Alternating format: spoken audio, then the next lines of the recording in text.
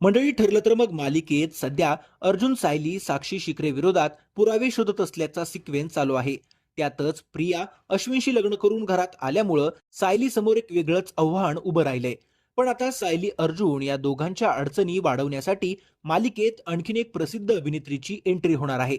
लेकीला जेलमधून सोडवण्यासाठी महिपत त्याच ताकदीच्या वकिलाला अर्जुन विरुद्ध लढा देण्यासाठी बोलवणार आहे. त्यामुळे आता लवकरच प्रसिद्ध अभिनेत्री व निर्माती क्षिती जोग ठरलं तर मग मालिकेत एंट्री घेणार आहे. क्षिती या मालिकेत ॲडव्होकेट दामिनी देशमुख ही भूमिका साकारणार आहे. दामिनी हे पात्र कोर्टात अर्जुन सुभेदारला टफ फाईट देणार आहे. आता अर्जुन दामिनीवर मात करण्यात यशस्वी होईल का, हे पाहणं नक्कीच महत्वाचं ठरेल.